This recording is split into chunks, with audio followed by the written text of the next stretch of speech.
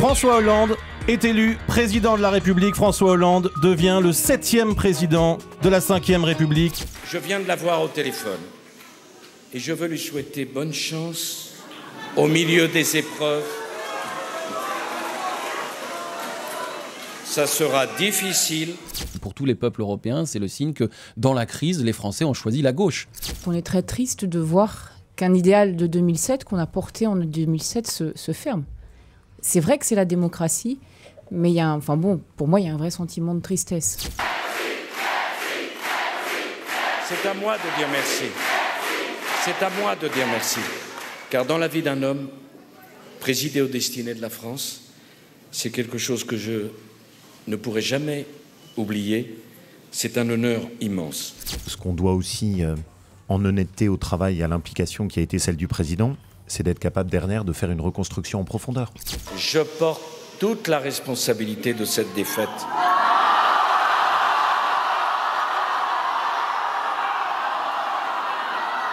Je vais vous dire pourquoi.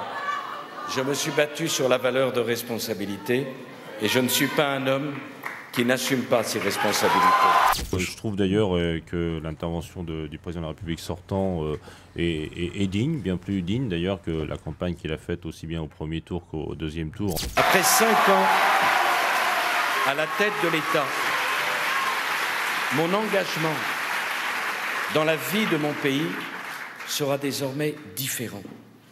Mais les épreuves, les joies, les peines ont tissé entre nous des liens que le temps ne distendra jamais. J'adresse un salut républicain à Nicolas Sarkozy qui a dirigé la France pendant 5 ans et qui mérite à ce titre tout notre respect. Permettez-moi d'être heureux et ému de constater qu'après 10 ans, la gauche est de retour aux affaires du pays, enfin.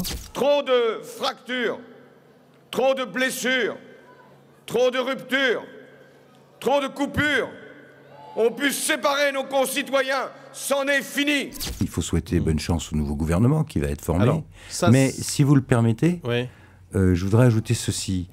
Parce que je suis républicain, je suis aussi extrêmement inquiet. Je crois qu'on ne peut pas balayer, comme l'a fait tout à l'heure Jérôme Cahuzac, la perspective de voir le pays tout entier basculer dans une hégémonie qui, moi, me dérange profondément.